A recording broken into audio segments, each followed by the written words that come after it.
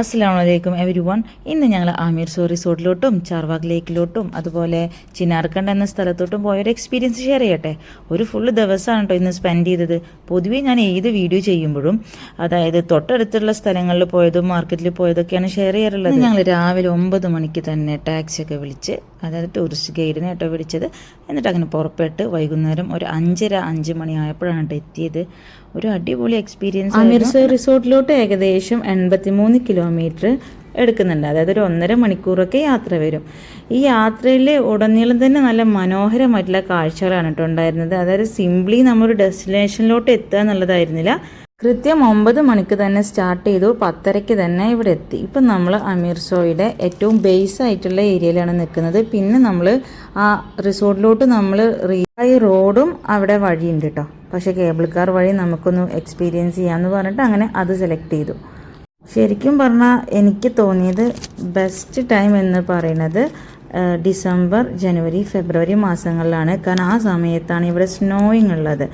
ഈ സമയം ഞങ്ങൾ പോകുന്നത് പറയുന്നത് സ്പ്രിങ് കഴിഞ്ഞ് സമ്മറിലോട്ടൊക്കെ എത്തുന്ന സമയമായിരുന്നു.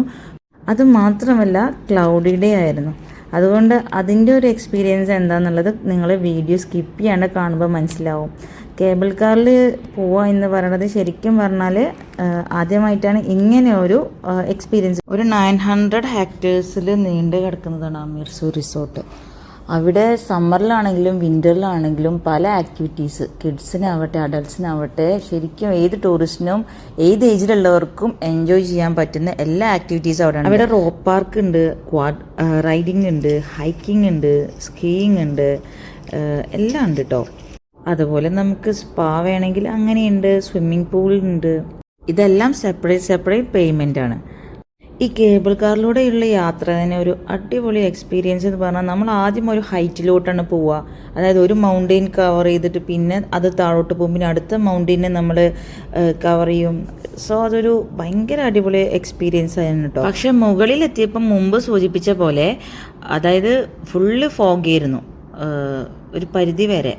ഒരു 10:45-11 മണി സമയമാണ് കേട്ടോ ഇങ്ങനെ കാണുന്നത്.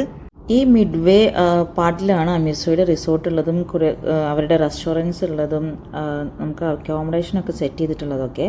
ഇവിടെ നിന്ന് നമുക്ക് സ്നോ ബോർഡ്സ്, ഷൂസ്, ഹെൽമെറ്റ്സ് എല്ലാം നമുക്ക് റെൻറ്റ് ചെയ്യാം. ഇവിടെ നിന്ന് നമുക്ക് 2219 മീറ്റർ എബോവ് സീ ലെവലിലുള്ള ടോപ്പ് സ്ഥലത്തേക്ക് നമുക്ക് പോകാനുണ്ട്. അപ്പോൾ അതിന് നമ്മൾ അടുത്തതായിട്ട് കേബിൾ കാർ യൂസ് ചെയ്തു. ബേസിൽ നിന്ന് തന്നെ ടിക്കറ്റ് എടുക്കുമ്പോഴാണ് ഒന്നുകൂടി ലാഭം എന്ന് തോന്നി. കാരണം അല്ലാണ്ട് നമ്മൾ ഈ മിഡ് വേന്ന് നമുക്ക് ഏറ്റവും ടോപ്പിലോട്ട് ടിക്കറ്റ് എടുക്കാം, പക്ഷെ അത് ഒത്തിരി കോസ്റ്റ്ലി ആയിട്ടാണ് ഫീൽ ചെയ്തത്. ഇവിടുത്തെ ആക്ടിവിറ്റീസൊക്കെ ചാർട്ട് ചെയ്തിട്ടുള്ളതാണ് കേട്ടോ ഇവിടെ കാണിക്കുന്നത്. ഇതാണ് ഇവിടുത്തെ റെൻ്റൽ ഏരിയ. നമുക്ക് എല്ലാ സാധനങ്ങളും സ്കേറ്റ് ചെയ്യാനുള്ള ബിഗിനേഴ്സ് ആവട്ടെ, എല്ലാം നല്ല പ്രാക്ടീസ്ഡ് ആയിട്ടുള്ള ആളാവട്ടെ അവിടെ നിന്ന് റെൻറ്റിന് എടുക്കാം. ഇനി വാങ്ങിക്കേണ്ടവർക്ക് വാങ്ങിക്കുകയും ചെയ്യാം. ഇനി ഞങ്ങൾ ഏറ്റവും ടോപ്പായിട്ടുള്ള സ്ഥലത്തേക്ക് പോവാണ്. കേബിൾ കാറിൽ കയറിയത് മാത്രമേ ഓർമ്മയുള്ളൂ. പിന്നെ ആകെ മൊത്തം പുകയായിരുന്നു, ഒന്നും കാണുന്നില്ല എന്ന് പറഞ്ഞാൽ ഇത്രയും ശശിയായൊരവസ്ഥ എൻ്റെ ജീവിതത്തിൽ ഉണ്ടായിട്ടുണ്ടാവില്ല. കാരണം ഏറ്റവും ടോപ്പിലെത്തുമ്പോഴല്ലേ നമുക്ക് മൗണ്ടെയിൻ റേഞ്ചസിൻ്റെ ഭംഗി കാണുക. കുറച്ചൊക്കെ സ്നോ മുകളിലുണ്ട് എന്നുള്ളത് എനിക്ക് റിപ്പോർട്ട് കിട്ടിയിരുന്നു. അതായത് എൻ്റെ ഫ്രണ്ട് പറഞ്ഞിരുന്നു ഓൾറെഡി വിസിറ്റ് ചെയ്ത ആൾ. പക്ഷെ അതൊന്നും കാണാനുള്ള ഒരു വകയുണ്ടെന്ന് എനിക്ക് തോന്നിയില്ല. നമ്മൾ ടാഷ്കണ്ടിൽ താമസിക്കുമ്പോൾ ഒരു 20 ഡിഗ്രി 18 ഡിഗ്രി സെൽഷ്യസിലുള്ള ടെമ്പറേച്ചർ ആയിരിക്കുമ്പോഴാണ് ഇങ്ങോട്ടേക്ക് വരുന്നത്. ഇവിടെ ഈ സമയത്ത് 4 ഡിഗ്രിയിലോട്ടാണ് പോയിട്ടുള്ളത്.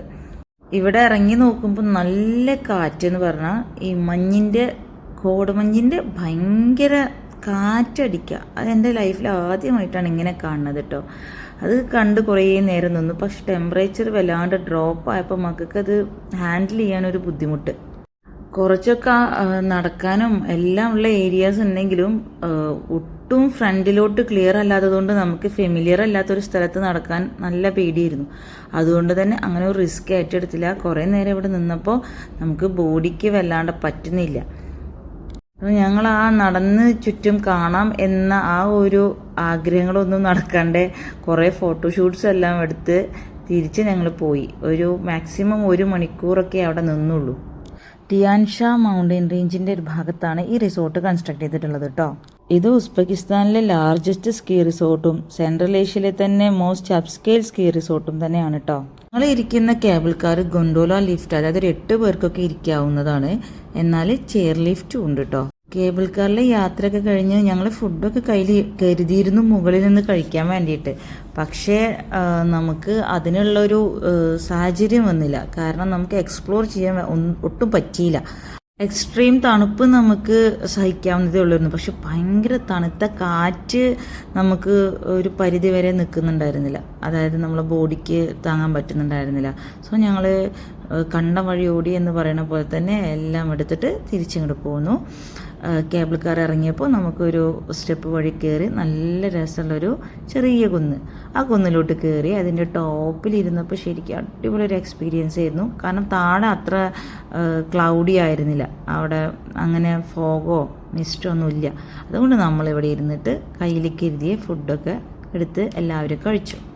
അതും ഒരു അടിപൊളി എക്സ്പീരിയൻസ് ആണ് കേട്ടോ. നമ്മൾ മാറ്റൊന്നും കയ്യിൽ കരുതിയില്ലെങ്കിലും ഉള്ള സ്ഥലത്ത് ഇരുന്ന് നല്ല വിശപ്പുണ്ടായിരുന്നു, നന്നായിട്ട് കഴിച്ചു.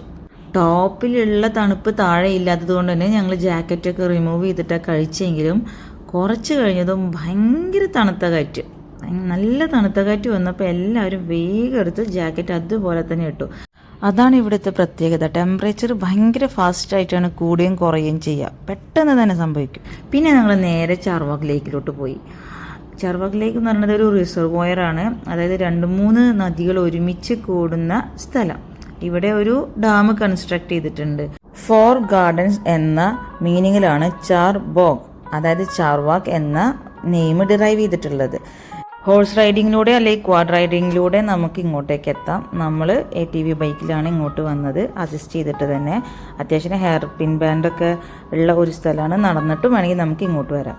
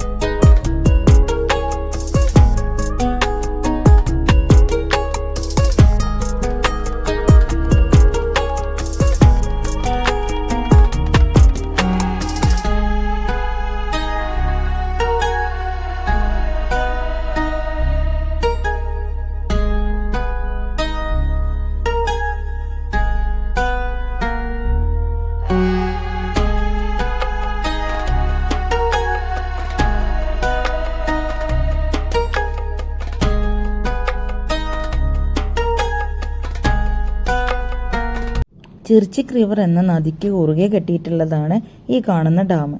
അങ്ങനെയാണ് ആ കെട്ടി നിൽക്കുന്ന ആ റിസർവോയറിനെ ചാർവാക് റിസർവോയർ എന്ന് പറയുന്നത്. നമ്മൾ അവിടെ വിസിറ്റ് ചെയ്തല്ലോ. ചാർവാക് ലേക്കിൽ നിന്ന് ഞങ്ങൾ ഇനി പോകാൻ പോണത് ചിനാർക്കണ്ട് എന്ന സ്ഥലത്തോട്ടാണ്. അവിടെയുള്ള ഒരു ഭയങ്കര ഒരു ബ്യൂട്ടിഫുൾ ആയിട്ടുള്ള ഒരു നാച്ചുറൽ റെസ്റ്റോറൻറ്റ് ഉണ്ട്, അവിടെ ഒന്ന് കാണിക്കും. ഇതാണ് സിനാറസ് എന്ന നാച്ചുറൽ റെസ്റ്റോറൻറ്റ്. ചിനാർക്കണ്ടിലുള്ള ഈ റെസ്റ്റോറൻറ്റിൻ്റെ ഉള്ളിൽ കയറിയാൽ തന്നെ ഭയങ്കര തണുപ്പാണ്.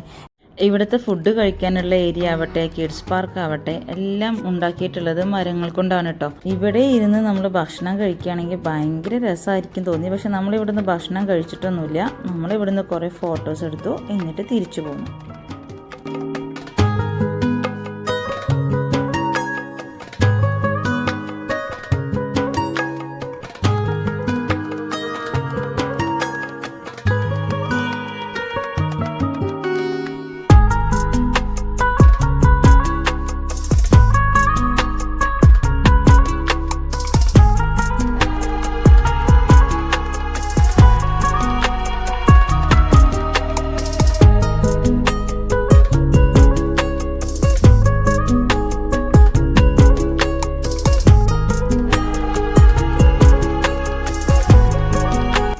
ഈ ഒരു വഴി എൻ്റെ ചെയ്യുന്നത് ഒരു കുഞ്ഞു മലയിലോട്ടാണ്.